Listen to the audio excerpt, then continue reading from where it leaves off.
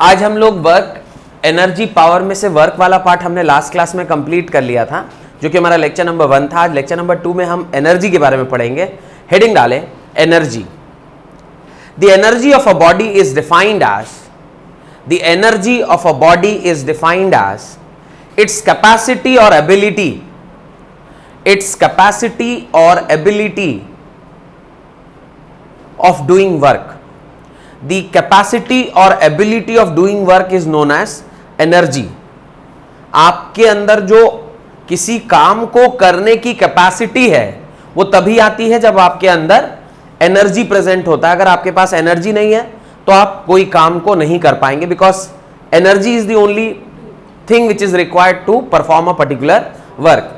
आप बहुत देर से अगर मान लीजिए लगातार पढ़ रहे हैं और आपको भूख लग गई है, उसका क्या तात्पर्य? उसका तात्पर्य आपके अंदर एनर्जी की कमी आ गई है। आप एनर्जी लेंगे, energy in the form of direct energy glucose, indirect energy आप कोई खाना खा लें, खाना खाएंगे वो भी अंततः ग्लूकोज में कन्वर्ट होगा। लेकिन इंस्टेंटली अगर एनर्जी चाहिए तो डायरेक्टली ग्लूकोज ले लेते हैं। ये तो आप लोग जानते होंगे, ऐड में भी दिखाता है कि एक धक्का-हारा सा बाप घर में जैसी प्रवेश करता है, उसका बेटा देह पर कूद के कहता है चलिए अब स्विमिंग करने। वो कह रहा है अरे नहीं यार, कहाँ स्विमिंग करने। उसकी वाइफ उधर से एकदम ग्लूकोज घोल के लाती है, बोले पिया, और एकदम पीते ही साला तैरने लग गया। तो ये जो इंस्टेंट एनर्जी है वो डायरेक्टली ग्लूकोज से मिलता है। इसका साइंस मेरे ख्याल से आप समझते होंगे, what is the science behind this.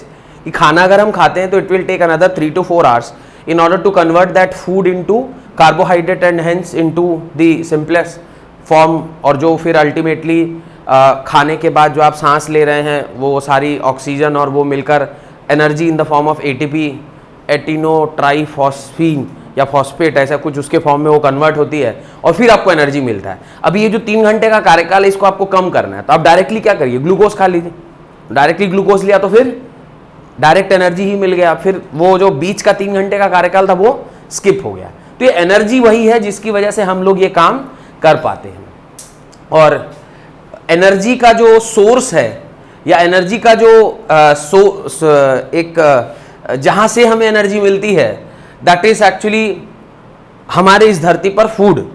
अब वो फूड में आप लोगों ने अभी कहा कि वो नॉनवेज खाना चाहिए कि नहीं खाना चाहिए। वो फूड जो हम लोग खाते हैं, नॉनवेज खाने का नहीं खाने का बेसिकली 2 ही लॉजिक है कि नॉनवेज खाना चाहिए कि नहीं खाना चाहिए। नॉनवेज खा रहे हैं तो आप एक बेसिकली कॉम्प्लेक्स चीज को खा रहे हैं जिसको धीरे धीरे हमारा बॉडी डी कॉम्प्लेक्स फॉर्म में कन्वर्ट करने में ज्यादा मेहनत उसको करना पड़ता है। एक रीजन है जिसकी वजह से हमें नॉनवेज नहीं खाना चाहिए। दूसरा रीजन जिसकी वजह से हमें नॉनवेज नहीं खाना चाहिए वो ये है कि आप किसी को जब नॉनवेज खा रहे हैं तो आप किसी की हत्या करके खाते हैं, आप उसको मर्डर कर रहे हैं ना, कोई तो कोई चीज, मछली हो कि आप चिकन खा, कुछ भी खा रहे हैं, यू आर डूइंग वो हत्या कर रहे हैं। कानपुर के एक प्रोफेसर हैं, IIT कानपुर के, उन्होंने पेन वेव थ्योरी क्रिएट की। पेन वेव थ्योरी कहती है कि जब कभी भी आप किसी आदमी को मारते हैं या जब कभी भी आप किसी भी जानवर को मारते हैं तो उसके पेन से जो एक वेव क्रिएट हो रही है वो हमारे धरती को धीरे धीरे धीरे धीरे एक दिन ऐसा होगा जिस दिन ये पूरे धरती के ऊपर जो इतने डिजास्टरस चीजें हो रही है, अचानक से मौसम का परिवर्तन होना, ये ग्लोबल वार्मिंग होना, ये उन्होंने प्रूफ किया है बाय मैथमेटिकल मॉडल कि कहीं ना कहीं ये पेन वेव थ्योरी का ही कारण है। तो वो भी एक कारण है कि आपको नॉनवेज नहीं खाना चाहिए। एज सच उसके अलावा कि कोई ग्रंथ में लिखा है, किसी किताब में लिखा है नॉनवेज नहीं खाना चाहिए, ये कोई तथ्य नहीं है। वेयरएज एक और कारण हो सकता है कि आप एनर्जी लेवल डायग्राम पढ़े होंगे कि भाई सबसे पहले जो ग्रास आप खाते हैं तो दैट गिव्स यू 100% एनर्जी, और ग्रास को खाने वाला जो एनिमल होता है जिसको प्राइमरी के बाद सेकेंडरी बोलते हैं, उसमें आपका ओनली 10% एनर्जी बच जाता है। और वो टर्शरी के बाद आप सेकेंडरी के बाद टर्शरी लेवल पे अगर आप आते हैं, जैसे घास को चिकन ने खाया, चिकन को आपने खाया, तो you came at the tertiary level. तो टर्शरी लेवल पे जो ओरिजिनल एनर्जी थी उसका मात्र 0.10% on the secondary level and another 10%, यानी मात्र 1% ही आपको कहां मिलेगा, एनर्जी के फॉर्म में मिलेगा। जो कि डायरेक्ट अगर हम घास फूस खाते हैं तो we are at the secondary level, तो आपको 10% एनर्जी मिलती है। टर्शरी लेवल पे खाएंगे तो ओनली 1% एनर्जी मिली। तो 100 जूल का अगर वो घास में एनर्जी था, कोई भी पेड़ पौधा आप खा रहे हैं, तो वहां से 10% goes to secondary level and another 10% goes to tertiary level. तो टर्शरी लेवल में आके इसका मतलब खाली अपने मानसिक शांति के लिए खा रहे हैं, उससे एनर्जी आपको कोई खासा मिल नहीं रही है। ये कारण भी हो सकता है नॉनवेज के ना खाने का। अल्टीमेटली नॉनवेज ना खा के हमें वेज खाना चाहिए, इससे हमें एनर्जी जो है वो थोड़ी जल्दी प्राप्त होती है और ज्यादा क्वांटिटी में प्राप्त होती है, और उसी एनर्जी से हम क्या कर पाते हैं, काम कर पाते हैं। तो एनर्जी की परिभाषा मेरे ख्याल से जितना बताना चाहिए था उससे ज्यादा बता दिया। आगे लिखे, energy is a scalar quantity, energy is a scalar quantity having only magnitude but no direction. Energy का कोई डायरेक्शन नहीं होता है, ये तो आप बात मानते हैं, एनर्जी डायरेक्शन लेस। तो ऐसा नहीं 10 joule energy in east direction, तभी आप किसी को पंच मारेंगे ईस्ट में तो 10 जूल लगेगा, वेस्ट में मार दिया तो हो सकता है कि आप 0.5 जूल ही लग पाए। ऐसा नहीं होता है, आप किसी भी दिशा में अगर पंच चला रहे हैं तो एनर्जी जो है जितनी है उतनी ही होती है, वो स्केलर क्वांटिटी है, उसके पास मैग्नीट्यूड है, कोई डायरेक्शन नहीं है। Next, energy is measured in the same unit as work. Energy is measured in the same unit as work. Work की ही यूनिट एनर्जी की यूनिट होती है, वर्क की यूनिट होती है जूल, इसलिए एनर्जी की भी यूनिट क्या होती है, एनर्जी की भी यूनिट क्या होती है, जूल ही होती है। दोनों की यूनिट क्या है, सेम है, वर्क की यूनिट भी और एनर्जी की यूनिट भी, दोनों की यूनिट क्या है, जूल है। SI unit is joule and CGS unit is अर्ग। एसआई यूनिट होता है जूल और CGS unit, CGS unit of energy is अर्ग, ERG, अर्ग। ये दो यूनिट है जो आपको ध्यान होने चाहिए, right. Energy can exist in various forms, energy can exist in various forms. क्या क्या फॉर्म्स ऑफ एनर्जी कोई जानता हो तो बताएं। Mechanical energy, light energy, heat energy, sound energy, लिखते चलिए। Energy can exist in various forms such as mechanical energy, sound energy, heat energy, light energy, electrical energy, thermal energy, क्या, nuclear energy. चाहे किसी भी फॉर्म ऑफ एनर्जी की आप बात करें, अल्टीमेटली सबका सोर्स कौन है, एक ही सोर्स है इन सारे एनर्जीज का, that is sun. Sun is the only source of energy जो हमारे पास प्रेजेंट है। अब आप कहेंगे sir thermal energy, thermal energy बना कोल, थर्मल एनर्जी इस कोल से बना है। अगर मान लीजिए कोल का फॉर्मेशन हो रहा है, वो किसकी वजह से हो रहा है, due to high temperature and pressure. High temperature कौन क्रिएट कर रहा है, अल्टीमेटली सन, तो सूर्य। आप पेड़ पौधे से कोई एनर्जी लेते हैं, जैसे आप कोल कह रहे हैं, पेट्रोलियम कह रहे हैं, आदमी के या जानवरों के मरने से पेट्रोलियम प्रोडक्ट आता है, तो अल्टीमेटली वो मरा, under high temperature and pressure ही वो किस में कन्वर्ट हो रहा है, again temperature is there, temperature आ गया तो फिर सोर्स कौन हो गया, तो because one energy has to convert into another energy. सारे एनर्जीज का सोर्स, अगर आप कहें विंड एनर्जी, सपोज आप कह रहे हैं विंड एनर्जी, हवा कब बहती है, जब एक जगह बहुत ज्यादा हीट आ गया, हीट हुआ तो वहां की हवा क्या हो गई, ऊपर चली गई। अब वहां की हवा ऊपर चली गई तो वहां दूसरे साइड से हवा वहां की ओर दौड़ा। आपने पढ़ा होगा सी ब्रिज और land bridge, class 7th 8th कभी तो पढ़ा होगा। तो वहां पे भी आपने क्या देखा, अल्टीमेटली वो उसके लिए भी कारण कौन था, सूर्य। सूर्य ने हीट प्रोड्यूस किया।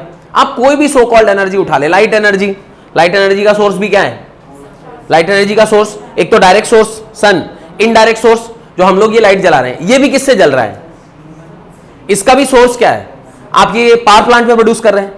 पावर प्लांट में आप किस तरह प्रोड्यूस कर रहे हैं, चाहे न्यूक्लियर पावर प्लांट होगा या न्यूक्लियर थर्मल पावर प्लांट होगा या विंड पावर प्लांट होगा, हाइड्रो पावर प्लांट होगा। अभी जो भी पावर प्लांट है वो अल्टीमेटली उसमें जो एनर्जी स्टोर्ड है वो कहां से आई, सन से ही आई। तो sun is the only source of energy on this earth. हमारे अर्थ के ऊपर जो अल्टीमेट सोर्स ऑफ एनर्जी वो सन है।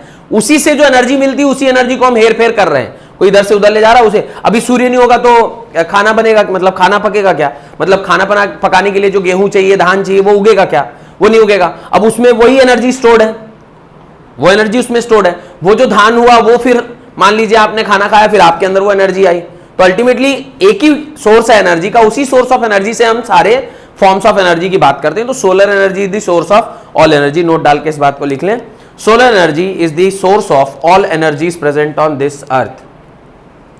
Solar energy is the source of all energies present on this अर्थ। मैंने यूनिवर्स की बात इसलिए नहीं की क्योंकि सूर्य का जो सोलर सिस्टम है, ऐसे मिल्की वे गैलेक्सी में कुल 12 सोलर सिस्टम है, मात्र मिल्की वे गैलेक्सी में ही 12 सोलर सिस्टम है। उसमें से एक सोलर सिस्टम में हम लोग एग्जिस्ट करते हैं। ऐसे पूरे जो आपके यूनिवर्स में कितने ऐसी गैलेक्सीज हैं और कितने ऐसे सौरमंडल्स हैं, मतलब सूर्य सोलर सिस्टम्स हैं। तो सारे दुनिया की तो बात हम नहीं कर सकते, पर जिस सोलर सिस्टम में हम रहते हैं वहां का जो सोर्स ऑफ एनर्जी, यानी जिस प्लैनेट पे हम रह रहे हैं उसका जो सोर्स ऑफ एनर्जी वो कौन है? सूर्य is the source of energy. लिखें कन्वर्जन, कन्वर्जन लिखें। Will convert different quantities into different quantities. तो तीन ऐसे लिखें कॉलम बनाएं, एक में लिखें यूनिट, एक में लिखें सिंबल और एक में लिखें value in SI unit. Unit, symbol and value in SI unit. अब यूनिट के अंदर आप लिखें अर्ग, ERG। यूनिट के नीचे आप लिखें अर्ग, सिंबल ERG, और 1 erg is equal to 10⁻⁻7 joule. 1 ERG is equal to 1 erg is equal to 10⁻⁻7 joule. ये आपका पहला जो डेफिनेशन है वो है। Second, electron volt. Second is electron volt, EV। 1 electron volt is equal to 1.6 into 10⁻⁻19 joule के बराबर। 1 electron volt is equal to 1.6 into 10⁻⁻19 joule के बराबर। Next calorie, next calorie, CALORIE, calorie. Calorie is represented at cal. 1 calorie is equal to 4.2 joule. 1 calorie is equal to 4.2 joule. Exactly देखा जाए तो ये 4.186 joule है। Approximately it is equal to 4.2 joule. Last kilowatt, kilowatt. 1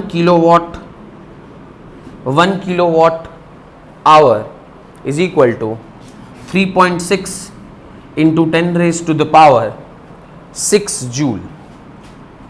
ये सारे conversion है, numerical solve करने में आपके काम आएगा। अगर इन सब डेटाज में दिया गया, ये सारे के सारे अदर यूनिट्स ऑफ एनर्जी हैं और ये सारे एसआई यूनिट में कन्वर्टेड हैं, तो ये टेबल आपके बहुत ही काम आ सकता है जब आप न्यूमेरिकल सॉल्व करेंगे। हेडिंग डालें मैकेनिकल एनर्जी। अब ये सारे एनर्जीज में से जो सबसे इंपॉर्टेंट एनर्जी है दैट इज मैकेनिकल एनर्जी, उसे ही हमें डिटेल में पढ़ना है। What is mechanical energy? Mechanical energy का डेफिनेशन क्या होगा? The energy possessed by a body, the energy possessed by a body by the virtue of its motion or height, the body, the energy possessed by a body by the virtue of its motion or height is known as mechanical energy, is known as mechanical energy। उसे ही आप क्या कहते हैं? Mechanical energy कहते हैं। तो hope कि ये जो बोर्ड पर आपने लिखा है इसे मैं मिटा दूं। मैकेनिकल एनर्जी, मैकेनिकल एनर्जी दो प्रकार के होते हैं, एक होता है पोटेंशियल एनर्जी और एक होता है kinetic energy. Is it possible for us to calculate the absolute energy of a body? Question mark. मैं सवाल पूछ रहा हूं आप लोगों से, is it possible, mechanical energy, is it possible to calculate the absolute energy of a body? एक body का एब्सोल्यूट एनर्जी आप कैलकुलेट कर सकते हैं क्या? Question mark. ये तो मैं आपसे पूछ रहा हूं कि किसी भी सिस्टम का क्या मैं एब्सोल्यूट एनर्जी कैलकुलेट कर सकता हूं? क्या संभव है कि मैं किसी बॉडी का एब्सोल्यूट एनर्जी निकाल पाऊं?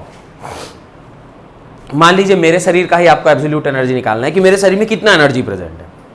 अच्छा, जब भी मैं बोल रहा हूं तभी मैं मतलब ये जो बोल रहा हूं इसमें कुछ एनर्जी खत्म हो रही है, तो यू कैन नॉट कैलकुलेट कि अभी मैं कितना बोल गया, उस बोलने के करस्पॉन्डिंगली मेरे बॉडी से कितनी एनर्जी लूज हो गई। एब्सोल्यूट एनर्जी, अच्छा ये तो हो गई, चलो बोलने वाली बात। अभी मान लीजिए मैं सांस ले रहा हूं, उसमें भी कुछ एनर्जी कंज्यूम हो रहा है, फिर पलक झपक रहे हैं उसमें मेरी कुछ एनर्जी कंज्यूम हो रही है, मेरा हाथ बार बार हिल रहा है इसमें भी कुछ एनर्जी कंज्यूम हो रही है। तो कैन यू कैलकुलेट कि एक particular point of time what is the amount of energy stored in a particular body? You can not calculate. Absolute energy calculate करना मुश्किल है। अब आप सिर्फ यही नहीं, अभी आप इसको टेक्निकल टर्म्स में देखें, can you calculate my potential energy? अब कैसे कैलकुलेट करेंगे विद रिस्पेक्ट टू दिस? पर अगर मान लीजिए ये सी लेवल से 100 फीट ऊपर है, सी लेवल जहां पे है उसे अगर 100 फीट ऊपर है, फिर मेरे अंदर कुछ पोटेंशियल एनर्जी भी होगा। Can you calculate my kinetic energy? अगर मैं चल रहा हूं तो आप मेरी काइनेटिक एनर्जी पता कर सकते हैं क्या? तो कोई भी बॉडी, अगर वो एक पर्टिकुलर बॉडी के बारे में, अच्छा ये तो सारी ये दोनों एनर्जी हो गई जो मैकेनिकल एनर्जी है। अब मैं जो बोल रहा हूं साउंड एनर्जी, उससे कुछ वेस्ट हो रहा होगा। मेरे अंदर एक एक सेल है, सेल, हर सेल में कुछ ना कुछ एक एनर्जी स्टोर्ड है। क्या आप एक एक सेल की एनर्जी कैलकुलेट कर सकते हैं क्या? नहीं संभव है। We can not calculate the absolute energy of a body. हम हमेशा चेंज इन एनर्जी प्रोड्यूस कर सकते हैं, कैलकुलेट कर सकते हैं। अभी इतने पर था, अभी इतना बढ़ के इतना हो गया, तो हम कह सकते हैं कि यार ये खाना खाने के बाद इसकी इतनी एनर्जी बढ़ गई होगी क्योंकि इसने इतने कैलोरी का खाना खाया है। तो ये आप कैलकुलेट कर सकते हैं कि इतनी एनर्जी ये जो खाना इसने खाया है इसके करस्पॉन्डिंगली जो एनर्जी प्रोड्यूस होगी वो इतनी हो सकती है। तो आप चेंज पता कर सकते हैं कि इतना खाना खाने के बाद इसके अंदर इतनी एनर्जी प्रोड्यूस हो जानी चाहिए। तो वॉट एवर में भी द एनर्जी, उसमें कुछ ऐड हो जाएगा आपके खाना खाने के बाद। पर ये आप नहीं कह सकते कि सिस्टम का अभी 100 जूल ही होगा। कैसे होगा? वो तो जब आप कैलकुलेट कर रहे हो उस टाइम ही वो सांस ले रहा होगा, उसके अंदर कई सारी चीजें और भी फंक्शनल होंगी। ब्रेन फंक्शनल होगा तो ब्रेन अगर कुछ सोच रहा होगा वो भी एनर्जी कंज्यूम कर रहा होगा। मुश्किल है कैलकुलेट करना। खैर, ये सारी बातें मैं आपको थर्मोडायनेमिक्स में और डिटेल में समझाऊंगा कि एब्सोल्यूट एनर्जी कैलकुलेट करना संभव नहीं है। वेयरएज हम जो भी देख रहे हैं बस ये चेक कर रहे हैं कि मैकेनिकल एनर्जी कुल मिला के कितने प्रकार का होता है? 2 प्रकार का होता है। एक होता है पोटेंशियल एनर्जी और एक होता है काइनेटिक एनर्जी। पोटेंशियल एनर्जी एक ऐसी एनर्जी को बोलते हैं जो bye the virtue of height आता है। Bye the virtue of height, height की वजह से कोई एनर्जी अगर आता है तो उसे पोटेंशियल एनर्जी बोलते हैं। और जब मोशन की वजह से, bye the virtue of motion, bye the virtue of motion अगर कभी कोई एनर्जी आता है तो उसे क्या कहते हैं? उसे हम लोग काइनेटिक एनर्जी कहते हैं। What it? ये अपनी कॉपी में आप लिख लें। By the virtue of height and by the virtue of speed या वेलोसिटी। तो mechanical energy are of 2 types, potential energy and kinetic energy. उसके अंदर पहले आप काइनेटिक एनर्जी की परिभाषा लिखें।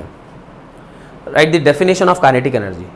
The energy possessed by a body by the virtue of its motion, the energy possessed by a body by the virtue of its motion, motion की वजह से जो एनर्जी किसी बॉडी में पाया जाता है उसे ही हम क्या कहते हैं? काइनेटिक एनर्जी कहते हैं। the energy possessed by a body by the virtue of its motion is called kinetic energy, is called kinetic energy, full stop. In other words, kinetic energy is defined as, in another word, kinetic energy is defined as the amount of work done in moving an object, the amount of work done in moving an object from a particular velocity to rest is equal to kinetic energy. Amount of work done, एक body को rest से किसी velocity में ले जाने के लिए जो आप करते हैं काम, that is only called as kinetic energy. और काइनेटिक एनर्जी का फॉर्मूला क्या होता है? Half M we square. The formula for kinetic energy is half M we square. लिख लीजिए काइनेटिक एनर्जी का formula half M we square. ये formula कैसा है? इसका एक छोटा सा डेरिवेशन हम लोग करेंगे अभी थोड़ी देर में। उससे पहले आप लिखें The SI unit of kinetic energy is joule. जब मैकेनिकल एनर्जी का ही यूनिट जूल है तो काइनेटिक एनर्जी का ऑब्वियसली जूल ही होगा। जिस वर्ड में एनर्जी आ जाती है उसका का यूनिट जूल ही होता है। तो काइनेटिक एनर्जी का यूनिट भी क्या है? जूल है। It is a scalar quantity, it is a scalar quantity. Kinetic energy एक स्केलर क्वांटिटी होती है। Next point number 3, kinetic energy of a body is always positive, is always positive. It can never be negative. It can never be negative. Kinetic energy हमेशा system का always क्या होता है? Positive होता है। क्यों पॉजिटिव होगा? इसके फॉर्मूले को जरा ध्यान से देखिए। Half into mass into velocity का square, this is a positive quantity.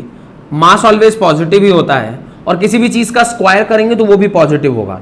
इन तीनों का product positive into positive is always a positive quantity. Therefore kinetic energy always क्या होता है? एक पॉजिटिव क्वांटिटी होती है। Next, kinetic energy of a body depends upon, kinetic energy of a body depends upon frame of reference, kinetic energy किसके ऊपर depend करती है? फ्रेम ऑफ रेफरेंस के ऊपर। क्यों फ्रेम ऑफ रेफरेंस के ऊपर? वाई? क्योंकि फ्रेम ऑफ रेफरेंस के हिसाब से वेलोसिटी कोई ऑब्जेक्ट एक जगह रेस्ट पे भी हो सकता है, दूसरे के रेफरेंस पे। ऑब्वियसली ये जो वेलोसिटी कंपोनेंट है ये खुद ही फ्रेम ऑफ रेफरेंस की बात है, क्योंकि आप रिलेटिव वेलोसिटी का कॉन्सेप्ट ऑलरेडी पढ़ चुके हैं। तो वेलोसिटी चूंकि रेफरेंस को मानता है, एक पर्टिकुलर पॉइंट के, एक पर्टिकुलर रेफरेंस के, एक पर्टिकुलर रेफरेंस से जब आप किसी बॉडी को देखते हैं तो उसका स्पीड अलग अलग हो सकता है।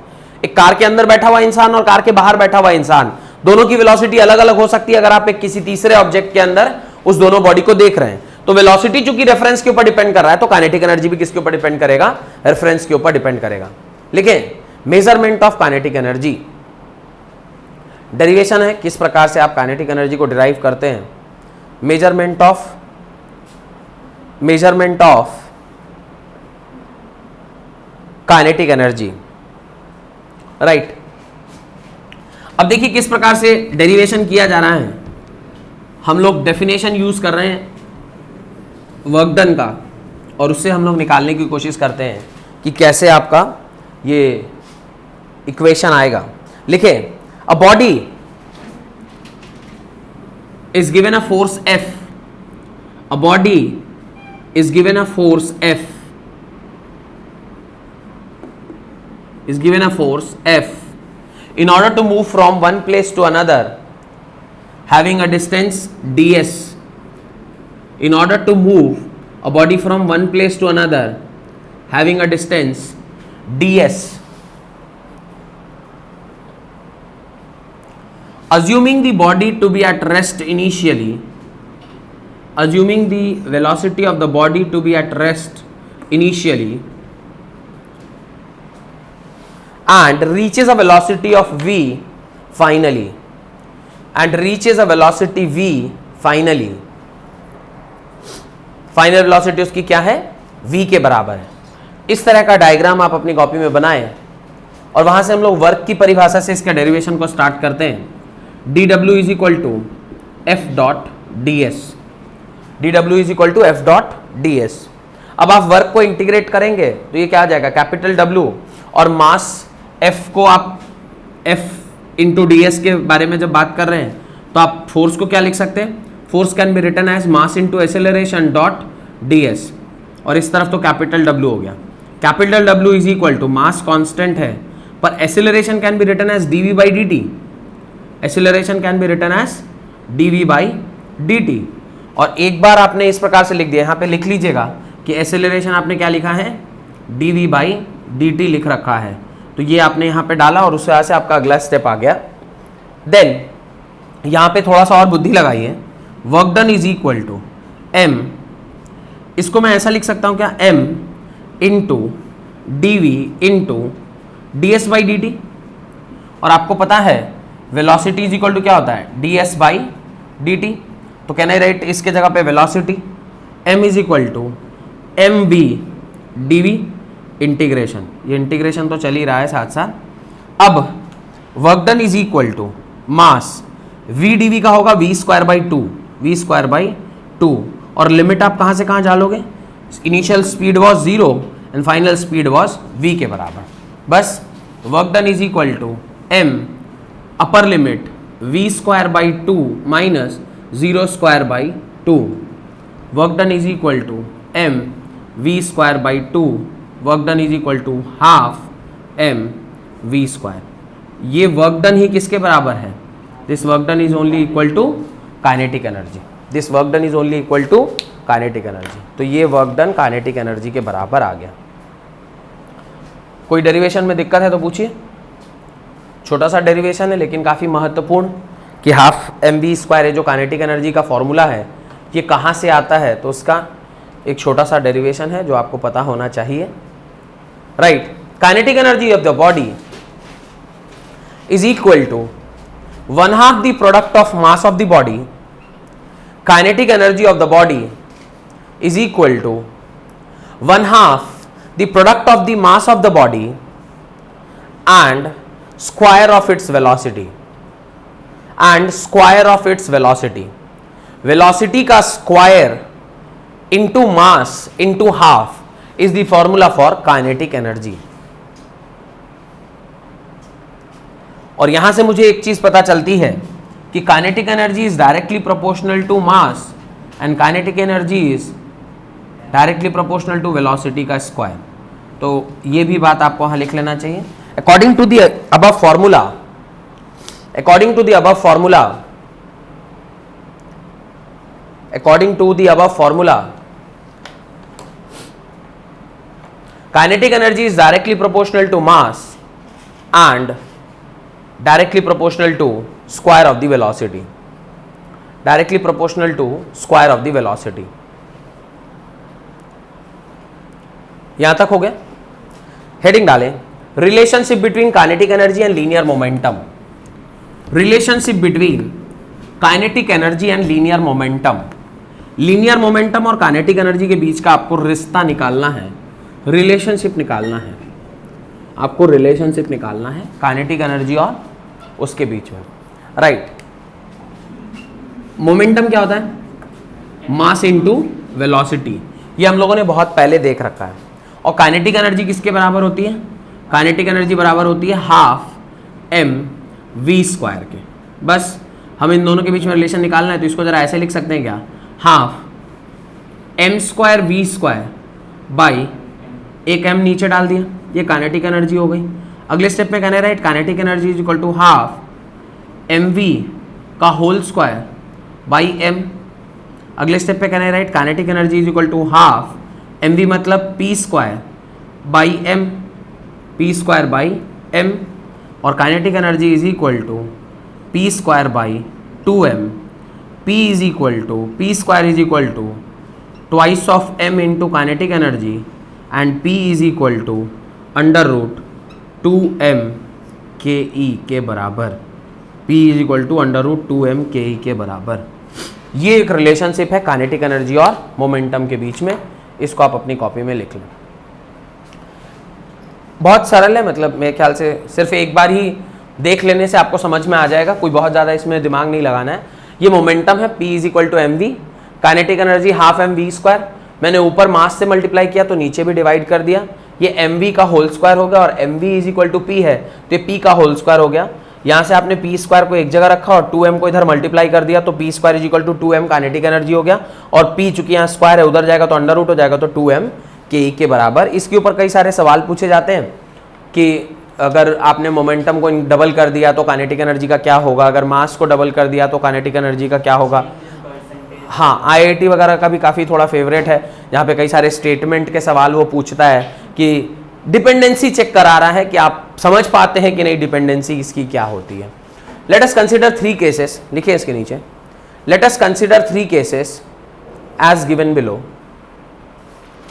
पहला case number 1, if p is constant, if p is equal to constant, अगर p constant है, केस नंबर 1 है, if p is constant, can I write kinetic energy is inversely proportional to mass, kinetic energy is inversely proportional to mass, can I write this, अगर p constant है तो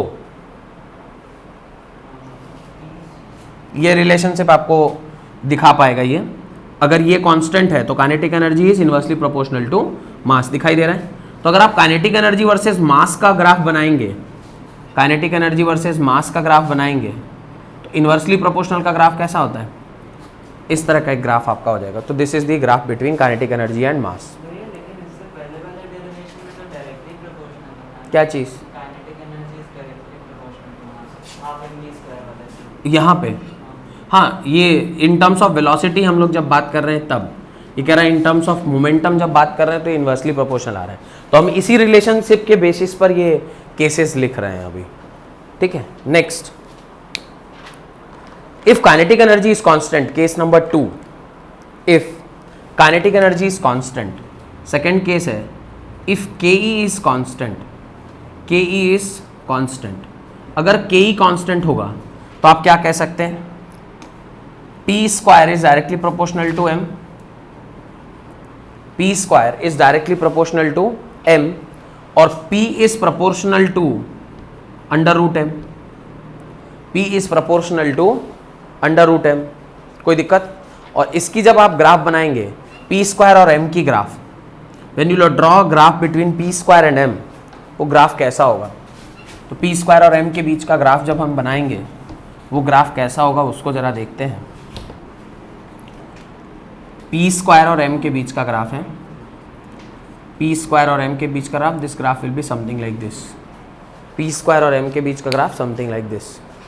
and last, if m is constant, case number 3, case number 3, if m is constant, अगर m constant है तो kinetic energy और momentum के बीच के क्या रिलेशन होगा? P square is directly proportional to kinetic energy. और अगर आपसे काइनेटिक एनर्जी और पी के बीच का ग्राफ पूछे, काइनेटिक एनर्जी और पी के बीच का graph, kinetic energy versus P का, तो आपका जो ग्राफ होगा वो कैसा होगा? एक एक्सपोनेंशियल ग्राफ होगा, बिकॉज काइनेटिक एनर्जी अगर पी स्क्वायर के प्रोपोर्शनल है तो पी स्क्वायर भी काइनेटिक एनर्जी के प्रोपोर्शनल होता है मैथमेटिकली। इस हिसाब से ये कुछ ग्राफ, और भी अगर कोई वेरिएशन ग्राफ में पूछ ले तो आप बना लेंगे, क्योंकि आपको पता है कि एक्सपोनेंशियल ग्राफ कैसा बनता है, हाइपरबोलिक ग्राफ कब बनता है, पैराबोलिक ग्राफ कब बनता है, ये सारी चीज़ें आपको पता है। हेडिंग डालें वर्क एनर्जी थ्योरम, हेडिंग डालें work energy theorem. Most important theorem है ये, और पूरे चैप्टर की जान यहीं बसी हुई है, क्योंकि इसके ऊपर बहुत सारा न्यूमेरिकल हम लोगों को करना है। कि आपको ये डिसाइड करना कि कब हम लोग न्यूटन लॉस लगाते हैं और कब हम लोग वर्क एनर्जी थ्योरम से सवाल करते हैं। ये शायद मैंने आपको एक बार और कहा होगा कि जैसे ही आपको टाइम दिख जाए, मतलब आपको न्यूटन्स लॉ या इक्वेशन ऑफ मोशन से उसे सॉल्व करना है। द मोमेंट आपको पूरे इक्वेशन में कहीं टाइम का कोई जिक्र नहीं किया गया है, पर आपको एनर्जी के बारे में वेलोसिटीज दी गई हैं, हाइट दी गई हैं, तो ऑब्वियसली आपको वहां पे क्या यूज करना है? वर्क एनर्जी थ्योरम यूज करना है। Right, work energy theorem, it states that, work energy theorem, it states that work energy theorem, और ये जो थ्योरम है ना, ये बड़ा ही इंपॉर्टेंट थ्योरम है। वैसे तो इसको मैंने ऑलरेडी प्रूफ कर रखा था लास्ट क्लास में, अगर आपको याद हो, एक न्यूमेरिकल कराया था मैंने आपको, जहां पे मैंने आपको बताया था कि net work done is equal to change in kinetic energy के बराबर होता है। 625 joule was the answer to that question, याद है? नेट वर्क डन 625 जूल था और change in kinetic energy 625 joule आ रहा था। तो वो जो सवाल हमने किया था वो एक्चुअली इलिस्ट्रेशन था एक वर्क एनर्जी थ्योरम का, कि वर्क एनर्जी थ्योरम कैसे हो, क्या है। Right, it states that work done by the net force, it states that work done by the net force acting on a body, work done by the net force acting on a body is equal to change produced in the kinetic energy of the body, change produced in the kinetic energy of the body, change produced in the kinetic energy of the body। तो net work done किसके बराबर होता है? Net work done यानी W net is equal to delta K E के बराबर, change in kinetic energy के बराबर। या इसे अगली लाइन में मैं ऐसा भी लिख सकता हूँ, W net is equal to half M we square minus half M you square, change in kinetic energy के बराबर होता है।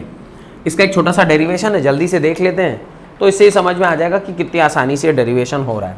देखिए डेरिवेशन को, आप एक रिलेशनशिप जानते हैं, v square minus you square is equal to किसके बराबर होता है? 2as के बराबर होता है। अगली लाइन में कहना है right, v square by 2 minus you square by 2 is equal to as के बराबर, multiplying both the side with mass. यहाँ पे एक लाइन आप लिखेंगे, multiplying both the sides with mass. आपने मास से मल्टीप्लाई किया, ये हो गया m we square by 2 minus m you square by 2 is equal to mass into acceleration into distance. ये लिखा हुआ है half M we square minus half M you square is equal to mass into acceleration होता है force, force into displacement. ये लिखा है half M we square minus half M you square that is equal to force into displacement is work done that is W net. तो ये लिखा है change in kinetic energy is equal to W net के बराबर। तो ये जो relationship है W net is equal to किसके बराबर? डेल्टा के ई के बराबर। ये यहाँ से सिद्ध हो जाती है। आसान सा derivation, where half M we square K final क्या किसको कहते हैं, half M we square, K initial किसको बोलेंगे, हाफ एम यू स्क्वायर, और W net is equal to net work done by the body, net work done by the body. तो ये कुछ याद रखिएगा, net work done, overall work done, जो सारे फोर्सेस की वजह से ओवरऑल वर्क डन हो रहा है उसको ही नेट वर्क डन बोलते हैं। ये मैंने आपको लास्ट क्लास में बहुत सारे न्यूमेरिकल कराए थे, तो वहां पे दिखाया था कि फोर्स के द्वारा, अलग अलग फोर्सेस के द्वारा अलग अलग तरह का वर्क डन किया जाता है। आपको ग्रेविटी के द्वारा वर्क डन क्या है वो निकलवाया होगा, आपको फ्रिक्शन के द्वारा क्या वर्क डन होता है वो निकलवाया होगा, आपको टोटल वर्क डन कितना आ रहा है वो निकलवाया होगा। समझ याद आ रहा है थोड़ा बहुत? चलिए एक न्यूमेरिकल करते हैं, उससे आपको और बेटर क्लैरिफिकेशन आएगा। 8 kg block initially at rest, 8 kg block initially at rest is pulled to right along a frictionless surface, is pulled to right along a frictionless surface by a constant horizontal force, by a constant horizontal force F is equal to 12 Newton, by a constant horizontal force of F is equal to 12 Newton. Find the velocity of the block, find the velocity of the block, find the velocity of the block after it has moved a distance of 3 meters, after it has moved a distance of 3 meter, full stop. Also find the acceleration of the block, also find the acceleration of the block, also find the acceleration of the block.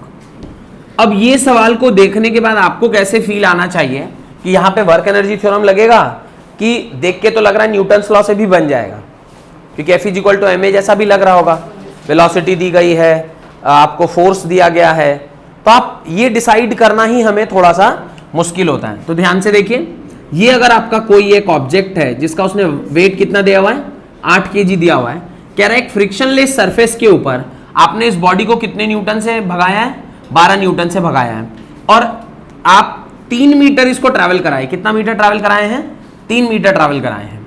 अभी कोई time का value दिया हुआ है क्या सवाल में, time का कोई जिक्र किया उसने?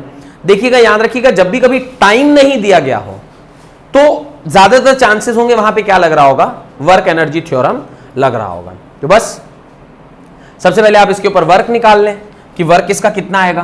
तो चूंकि फ्रिक्शनलेस नहीं है तो नेट वर्क डन कितना होगा, F into S into cos of theta, F 12 Newton, displacement 3 का, cos of 0 degree, because force भी इधर और डिस्प्लेसमेंट भी इधर, इसकी वैल्यू होती है 1।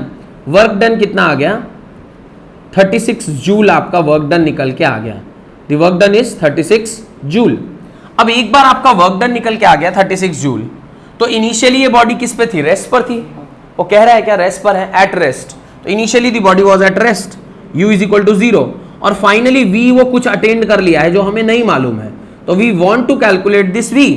तो आपका इनिशियल काइनेटिक एनर्जी निकालिए, k initial is equal to half m 0 का होल स्क्वायर, तो इनिशियल काइनेटिक एनर्जी 0 हो गई, यानी ki 0 है। k फाइनल की बात करें तो क्या होगा, half m v square, half m 8 दिया हुआ है और v मुझे नहीं मालूम, तो kf इतना है। वर्क एनर्जी थ्योरम क्या कहता है, वर्क एनर्जी थ्योरम कहता है net work done is equal to change in kinetic energy. तो बस नेट वर्क डन यानी W net is equal to change in kinetic energy. W net कितना है, 36 joule is equal to half m v square, 36 is equal to half into m is 8 into V square, ये एक बार में 4 बार में, एक बार में 9 बार में, v square is equal to 9, so v is equal to √9 and v is equal to 3 metre पर second. ये आपका फाइनल वेलोसिटी आ गया। यही सवाल उसने पूछा था ना, find the velocity of the block after it has moved a distance of 3 metres. साथ साथ एक और सवाल उसने पूछा है, फाइंड द एक्सेलरेशन। अब एक्सेलरेशन निकालने के लिए दो तरीका हो सकता है, आप v square minus you square is equal to 2as यहां से भी निकाल सकते हैं, या आपने 0 कर दिया, 3 का whole square that is equal to 9, 2 into acceleration into 3 ये हो गया 9 into 9 is equal to 6a and acceleration is equal to 9/6 that is equal to 3/2 metre पर सेकेंड स्क्वायर। तो ये एक्सेलरेशन आपका क्या निकल के आ गया, आपका एक्सेलरेशन निकल के आ गया a is equal to 3/2 metre पर सेकेंड स्क्वायर। ये आपका एक्सेलरेशन निकल के आ गया। अब एक जगह से अभी थोड़ी देर पहले आवाज आई F is equal to sir ma लगा देते, यहाँ से भी एक्सेलरेशन आ जाएगा। Force 12, mass 8 into acceleration, acceleration is equal to 12/8, इसको भी सॉल्व करेंगे तो कितना आएगा, a is equal to 3/2 metre पर सेकेंड स्क्वायर। यहाँ हम ये F is equal to ma क्यों लगा पाए, बिकॉज यहाँ पे सिर्फ एक ही फोर्स था। अगर मल्टीपल फोर्सेस होते तो F नेट निकाल के फिर हमें ये सॉल्व करना पड़ता। तो आप यहाँ से भी सॉल्व कर सकते हैं, यहाँ से भी सॉल्व कर सकते हैं, यहाँ से भी। ध्यान रखिएगा जहां भी टाइम नहीं दिया गया है वहां पे ज्यादा आसानी से आप वर्क एनर्जी थ्योरम को यूज कर पाते हैं। ये सवाल बहुत ही अच्छा सवाल है। अगर ये सवाल समझ में आ गया है तो विल मूव फर्दर, आगे की ओर बढ़ते हैं। Right, work energy theorem for a variable force. Work energy theorem for a variable force. Variable force के लिए वर्क एनर्जी थ्योरम कैसे काम करती है। वेरिएबल फोर्स के लिए पहले मैं वर्क डन भी दिखा देता हूं आपको कि वर्क डन कैसे कैलकुलेट करते हैं, and then we'll proceed with the work energy theorem part with a variable force. Last class में मैंने आपसे कहा होगा कि वेरिएबल फोर्स क्या होता है। Force when it is a function of x, 3x square plus 2x। Suppose force इस तरह से दिया हुआ है, इसका क्या मतलब है इसको समझते हैं। इसका मतलब है कि जब बॉडी 1 मीटर ट्रैवल की है तो उसके ऊपर फोर्स कितना लग रहा होगा, 3 इंटू 1 का square plus 2 into 1, this is 3 plus 2 that is 5 Newton force काम कर रहा होगा। लेकिन जब बॉडी दूसरे मीटर पर है तो ये फोर्स 3 इंटू 2 का square plus 2 into 2, this is 3 into 4 plus 4, 3 4 जा 12 प्लस 4 इज 16 न्यूटन। यानी आप देख पा रहे होंगे, चलिए एक बार और लिखा देते हैं। F इज इक्वल टू 3 हो गया, यानी बॉडी अभी तीसरे मीटर पर है तो 3 इंटू 3 का स्क्वायर प्लस 2 इंटू 3, 9 3 जा 27 प्लस 3 2 जा 6, 33 न्यूटन। आप देख रहे हैं जैसे जैसे डिस्टेंस बढ़ता जा रहा है वैसे वैसे फोर्स जो है वो क्या होता जा रहा है, चेंज होता जा रहा है। इस तरह के फोर्स को हम क्या कहते हैं, वेरिएबल फोर्स कहते हैं। It is not a constant force. Constant force के लिए वर्क डन निकालना डायरेक्टली क्या फॉर्मूला है, work is equal to F S cos theta, जो आपने पढ़ा है। तो कांस्टेंट फोर्स के लिए जब आप निकालते हैं, कांस्टेंट फोर्स के लिए जब आप वर्क डन निकालते हैं तो उसका फॉर्मूला क्या पढ़ते हैं, work is equal to F into S into cos of theta. वेरा जब आप वेरिएबल फोर्स के लिए निकालते हैं, वेरिएबल फोर्स के लिए जब आप वर्क डन निकालते हैं तो वहां पे work done is equal to क्या होता है, integration of F dot D X. ये एफ डॉट डी एक्स है, यहां पे work done is equal to F of X. ये जो इंटीग्रेशन आप किसका करेंगे, जो फंक्शन ऑफ एक्स आपको दिया गया होगा उसको आप dx के टर्म में क्या कर देते हैं, इंटीग्रेट करते हैं from x is equal to 0 या xi से कहां तक, x is equal to xf तक आप उसको इंटीग्रेट कर देते हैं। तो ये फॉर्मूले से हम क्या निकालते हैं, वेरिएबल फोर्स के द्वारा किया गया काम हम लोग निकालते हैं। लास्ट क्लास में इसके ऊपर मैंने एक सवाल आपको करवाया था, वही सवाल यहाँ पे मैंने लिखा है। इसके ऊपर जो वर्क डन होगा वो क्या होगा, कैसे निकालेंगे, तो work done is equal to integration of F of X into D X. Work done is equal to integration F of X की जगह क्या लिखेंगे, 3x square plus 2x into D X. और ये सपोज करिए कह रहा है कि x इज इक्वल टू 0 से लेकर x is equal to 5 metre के बीच में आप वर्क डन निकालिए, तो आप इसको 0 से 5 के बीच में क्या कर देंगे, इंटीग्रेट कर देंगे और आपका आंसर निकल के आ जाएगा। इस प्रकार से जब आप वर्क डन कैलकुलेट करते हैं तो वेरिएबल फोर्स के द्वारा वर्क डन ऐसे कैलकुलेट किया जाता है। अब इतना समझ जाने के बाद आपको अब हेडिंग डालना चाहिए work energy theorem for a variable force. Work energy theorem for a variable force. Variable force के लिए वर्क एनर्जी थ्योरम किस प्रकार से काम करती है, ये अब हमें डेरिवेशन करके देखना है।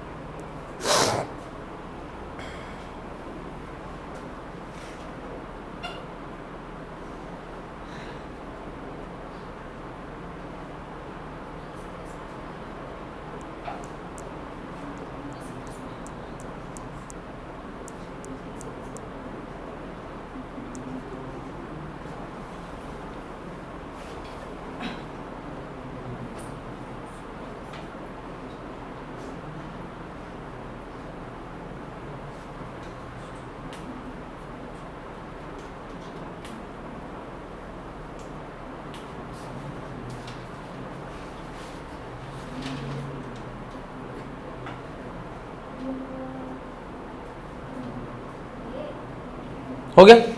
चलिए, ये अगर पूरा आपने लिख लिया हो तो work energy theorem for a variable force कैसे आप निकालते हैं वो आप देखिए। वहां पे भी ऑब्वियसली क्या होगा, इंटीग्रेशन लगेगा, बिकॉज विदाउट इंटीग्रेशन तो आप कर नहीं पाएंगे। लिखिए dw is equal to F dot D X या एफ डॉट डी एस, जो भी लिखिए। तो dw को आप और क्या लिख सकते हैं, dw को आप लिख सकते हैं F D x cos of 0 degree, ये 1 होगा। तो dw किसके बराबर हो जाएगा, एफ डी एक्स के बराबर या एफ डी एस से बराबर हो जाएगा। Work done is equal to F D X के बराबर हो जाएगा।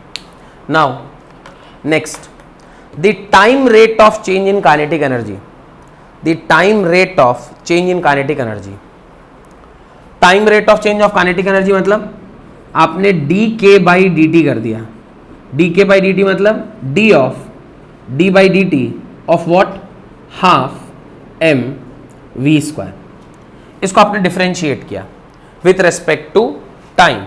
जब आप इसे with respect to time differentiate करेंगे तो आएगा half M into V square का 2v और इंटू वी का D V by D T. ये आपका डिफरेंशिएशन आ गया किसका, जब आपने इस फंक्शन को t के टर्म से डिफरेंशिएट किया तो ये आ गया डी के बाई डी टी। इसको जरा आप ध्यान से देखिए, 2 से 2 क्या हो गया, कैंसिल, 2 से 2 हो गया cancel, mass into velocity into D V by D T, can I write acceleration. आप D V by D T को एसेलरेशन लिख सकते हैं क्या, देखिए D V by D T is acceleration और नॉट, आपने लिख दिया mass into velocity into acceleration. अब डी के बाई डी टी क्या निकल के आ गया, mass into velocity into acceleration. और इसको अगली लाइन में मैं क्या लिख सकता हूँ, डी के by D T is equal to mass into acceleration किसके बराबर, फोर्स इंटू वेलोसिटी। यानी काइनेटिक एनर्जी को जो आपने टाइम के रेस्पेक्ट में डिफरेंशिएट किया तो आपको क्या निकल के आया, फोर्स इंटू वेलोसिटी। ये बात समझ में आ गई तो फिर हम लोग आगे की कहानी करते हैं, तो फिर हम लोग आगे की कहानी लिखते हैं। डन। अब देखिए डी के by D T is equal to F into V के बराबर।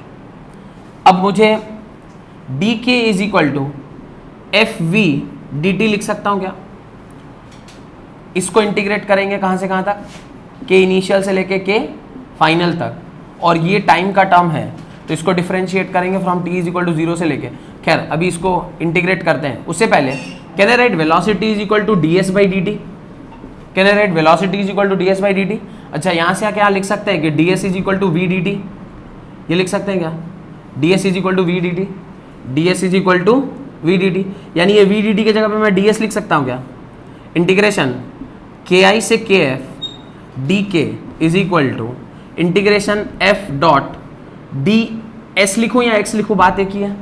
Integration F dot D S किसके बराबर है, डी डब्ल्यू के बराबर है। तो कैन आई राइट, अच्छा इसको इंटीग्रेट कर दे तो क्या लिखेंगे, डी के का इंटीग्रेशन के, और उसको कहाँ से कहाँ ले जाएंगे, के इनिशियल से लेकर के फाइनल तक, और ये क्या लिखा हुआ है, डब्ल्यू नेट लिखा हुआ है। यानी अगली लाइन में आप क्या लिख सकते हो, K final higher limit minus K initial is equal to W net के बराबर, change in kinetic energy is equal to W net के बराबर।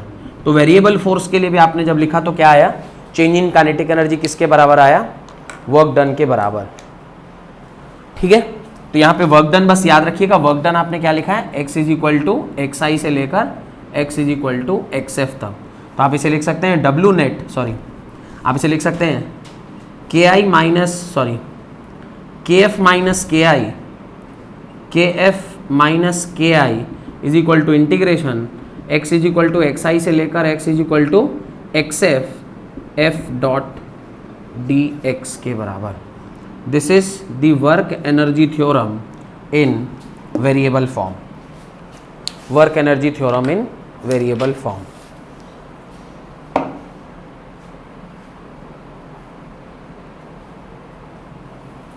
हो गया। हेडिंग डालें पोटेंशियल एनर्जी, हेडिंग डालें पोटेंशियल एनर्जी। चूंकि हम लोग पढ़ क्या रहे थे, मैकेनिकल एनर्जी पढ़ रहे थे, मैकेनिकल एनर्जी कितने प्रकार का होता है? 2 प्रकार का, kinetic energy and potential energy. Kinetic energy आपने पढ़ लिया था, काइनेटिक एनर्जी से ही हम आ गए थे वर्क एनर्जी थ्योरम के अंदर। वर्क एनर्जी थ्योरम पढ़ा जहां पे हमने पढ़ा net work done is equal to किसके बराबर होता है? चेंज इन काइनेटिक एनर्जी के बराबर, चाहे वो वेरिएबल फोर्स हो या फिर कांस्टेंट फोर्स हो, दोनों के लिए नेट वर्क डन किसके बराबर होता है? काइनेटिक एनर्जी के बराबर होता है। उसके बाद अब जो सेकंड पार्ट ऑफ एनर्जी था mechanical energy, that is potential energy, वो आपको हेडिंग डालना चाहिए। हेडिंग डालें potential energy. The potential energy of a body is defined as, आपको याद हो अगर मैंने वहां लिखा होगा mechanical energy is equal to kinetic energy and potential energy. Potential energy के नीचे आपने लिखा होगा by the virtue of its height, देखिए लिखा होगा by the virtue of its height. लिखें the potential energy of a body is defined as the energy possessed by the body by the virtue of its height या position, by the virtue of its height या position और configuration, by the virtue of its height या position या configuration is known as potential energy, is known as potential energy। Potential energy के कुछ example आप लिख सकते हैं। पहला spring potential energy, potential energy के कुछ example, spring potential energy. Spring में एक पोटेंशियल एनर्जी होती है जिसको हम लोग क्या कहते हैं? स्प्रिंग की अपनी पोटेंशियल एनर्जी होती है, उसको बोलते हैं spring potential energy. Next gravitational potential energy, next gravitational potential energy, this is also example of potential energy, gravitational potential energy. Next magnetic potential energy, magnet की भी अपनी एक पोटेंशियल एनर्जी होती है। वो आप कब देख पाते हैं मैग्नेट की पोटेंशियल एनर्जी? जब दो अनलाइक पोल्स को आप एक दूसरे के पास लाइक पोल्स को जब आप एक दूसरे के पास लाते हैं। आपने देखा होगा नॉर्थ को आप एक दूसरे के पास लाएंगे तो एक टाइम के बाद वो भारी लगने लग जाता है, और उसके साथ वो उसके बाद जब आप आर्क पास लाएंगे तो ये इस प्रकार से कुछ हो जाएगा। वो कौन सी एनर्जी है जो आपके हाथ को मूव करा दे रही है? That is the potential energy possessed by the magnet. तो हमें कुल मिलाकर इसमें लगभग दोनों एनर्जी के बारे में पढ़ना है। Potential energy due to magnet नहीं पढ़ना है, बिकॉज क्लास 12th में आपको पूरा मैग्नेटिज्म चैप्टर ही पढ़ाया जाता है, तो वो एनर्जी हमें नहीं पढ़नी है। उसके अलावा potential energy because of spring and gravitational potential energy आपको पूरे डिटेल में पढ़ना है। तो पहला हेडिंग डालें gravitational potential energy, gravitational potential energy, right. Gravitational potential energy of a body is the energy possessed by the body above the surface of the earth. Gravitational potential energy of a body is the energy possessed by the body above the surface of the earth, above the surface of the earth, above the surface of the earth, above the surface of the earth।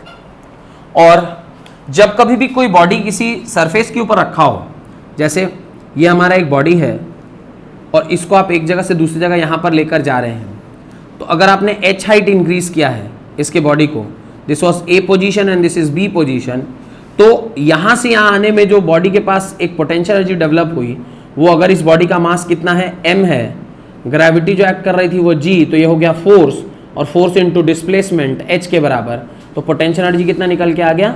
mgh के बराबर। ये ultimately क्या लिखा हुआ है? Work done लिखा हुआ है। वर्क डन क्या होता है? Force into displacement.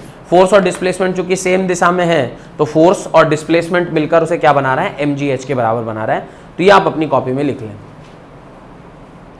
Unit of potential energies, ultimately अगर इट इज एनर्जी तो उसका यूनिट तो जूल ही होगा।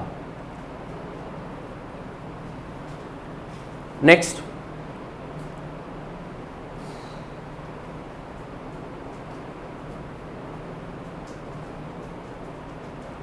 just before touching the ground the velocity of the body is, just before touching the ground the velocity of the body is। कह रहा है कि अगर मान लीजिए यहां से आप किसी बॉडी को छोड़ देते हैं और वो अभी ग्राउंड में टच नहीं हुआ, अब जस्ट टच होने वाला है, उस टाइम उसकी वेलोसिटी क्या होगी? तो आप एनर्जी को कंजर्व कर दीजिए। यहां पर सिर्फ और सिर्फ आपके पास कौन सी एनर्जी थी? पोटेंशियल एनर्जी थी, और काइनेटिक एनर्जी यहां पर क्या था? 0 के बराबर था, because body was at rest. तो ये टोटल एनर्जी mgh के बराबर है। और जब आप फाइनल पोजीशन पे पहुंच रहे हैं तो उस टाइम इसके पास पोटेंशियल एनर्जी बिल्कुल ना के बराबर है, क्योंकि ऑलमोस्ट हाइट 0 हो चुका है, पर काइनेटिक एनर्जी किसके बराबर है? Half m v square. As यहां पर और कोई एनर्जी नहीं है तो टोटल एनर्जी किसके बराबर होगा? Total energy will be equal to kinetic energy plus potential energy के बराबर। तो यहां पर टोटल एनर्जी किसके बराबर होगा? 0 प्लस mgh के बराबर। वह जब आप यहां पर टोटल एनर्जी निकालेंगे तो टोटल एनर्जी यहां पर भी किसके बराबर होगा? Kinetic energy plus potential energy के बराबर। यहां पे पोटेंशियल एनर्जी 0 हो जाएगा बिकॉज हाइट यहां पे क्या हो चुका है? 0 हो चुका है। तो टोटल एनर्जी यहां पर किसके बराबर हो जाएगा? हाफ एम वी स्क्वायर के बराबर। As the energy is conserved, energy conserved है तो टी इनिशियल कितना है? mgh, और टी फाइनल कितना है? टी फाइनल कितना है? Half M we square. इन दोनों को जब आप इक्वेट करेंगे, because energy need to be conserved, energy conserved रहता है, तो T initial must be equal to T final. T initial कितना है? mgh के बराबर, और टी फाइनल कितना है? हाफ एम वी स्क्वायर के बराबर। m से m cancel, 2gh is equal to V square and v is equal to under root 2gh के बराबर। तो velocity just before touching the ground, just before touching the ground किसके बराबर होगा? Under root 2gh के बराबर। कैसे किया भाई? कंजर्वेशन ऑफ एनर्जी पढ़े हैं ना, conservation of energy, concept of conservation of energy. Energy is always conserved, energy is always conserved. Energy can neither be created nor be destroyed, it changes is form from one two another. This is conservation of energy. तो ये एक छोटा सा derivation है, ध्यान रखिएगा। v is equal to under root 2gh कहाँ से आया? तो इस प्रकार से आप एक बॉडी बनाकर उसको सॉल्व करके दिखा सकते हैं कि इस प्रकार से एनर्जी निकल कर आई है।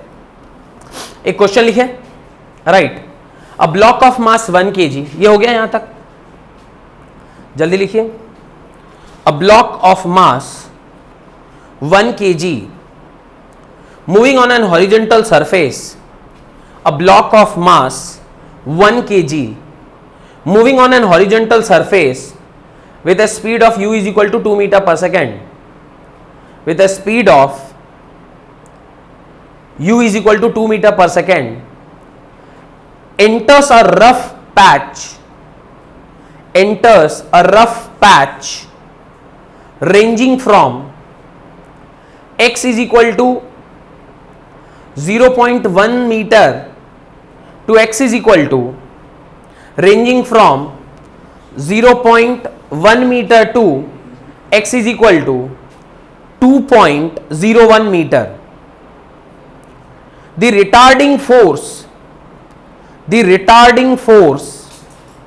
Fr, the retarding force Fr is defined as, the retarding force Fr is defined as, देखिए कैसे Fr को डिफाइन किया गया है।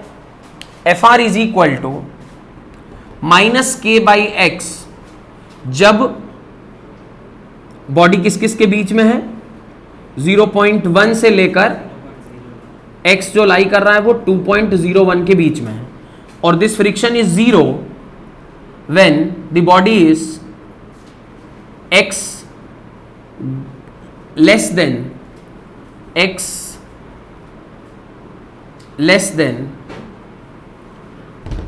is less than या x is smaller than 0.1, x जो है वो 0.1 से छोटा है, x is 0.1 से छोटा है and x is greater than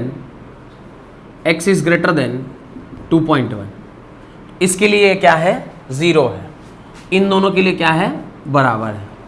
ये आपको फंक्शन ऑफ x दिया हुआ है।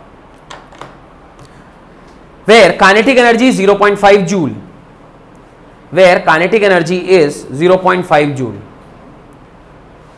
What is the final kinetic energy and final speed?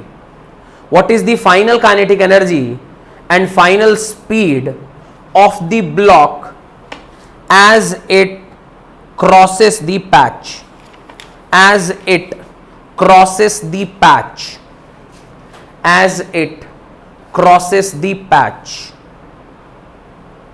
Patch को जब वो क्रॉस कर रहा होगा तो कितना होगा काइनेटिक एनर्जी? गिवन लिख लीजिए, ln 20.1 इज इक्वल टू 3 के बराबर, ln 20.1 इज इक्वल टू 3 के बराबर। ये एक बहुत ही बेहतरीन सवाल है।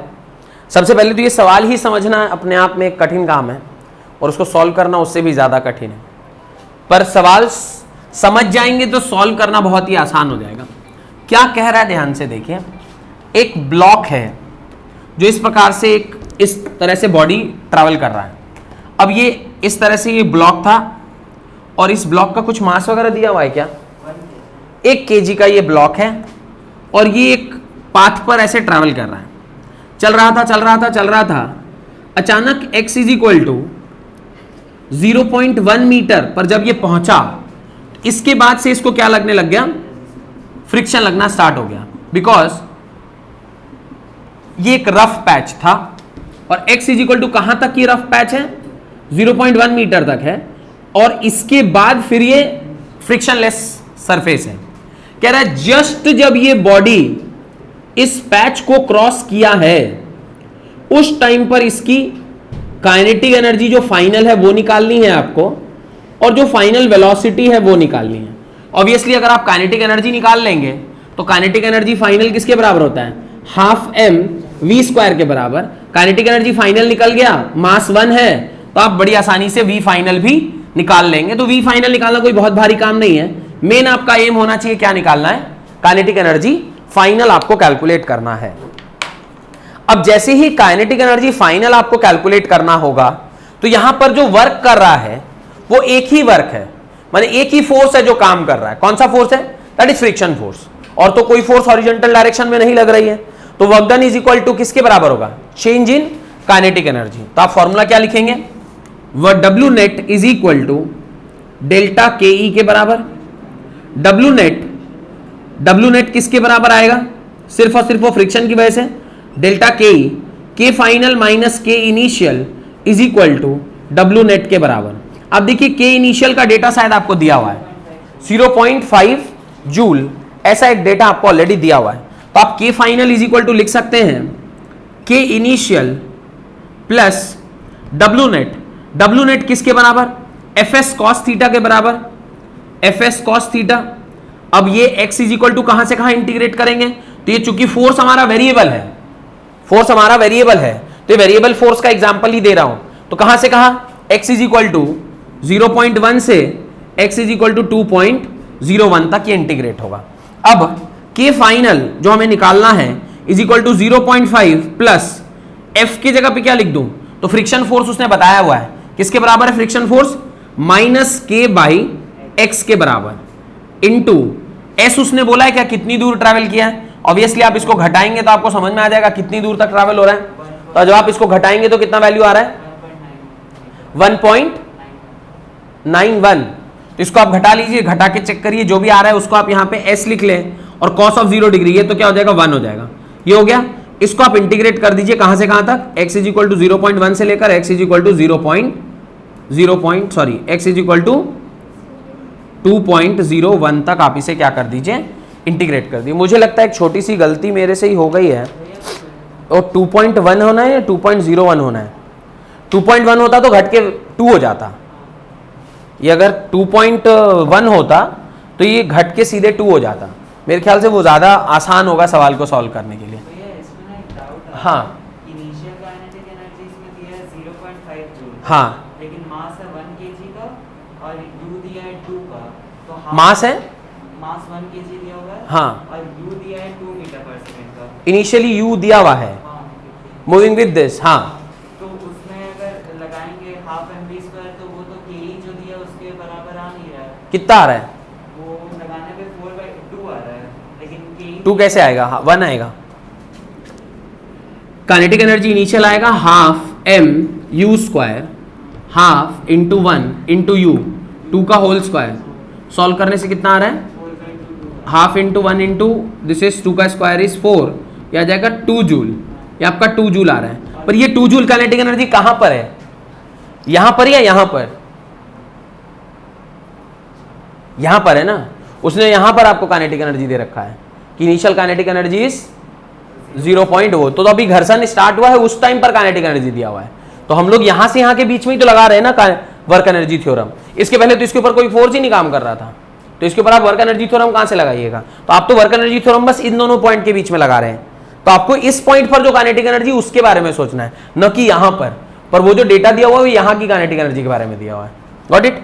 यहां से के फाइनल जब आप कैलकुलेट करेंगे, यहां से के कांस्टेंट है, के को आप बाहर निकाल लीजिए, के फाइनल इज इक्वल टू, के की वैल्यू दे रखी है क्या? के की वैल्यू दे रखी है? Have you been given the value of K? नहीं, के की वैल्यू आपको नहीं दे रखी है। अगर के की वैल्यू नहीं दे रखी है तो क्या करेंगे? के की वैल्यू अगर आपको नहीं दे रखी है then what you need to do is, ये ना 0.5 के ही का वैल्यू दिया हुआ है, 0.5 जो है ना वो के का ही वैल्यू दिया हुआ है, ये 0.5 नहीं है, ये 0.5 ये 2 जूल ही है।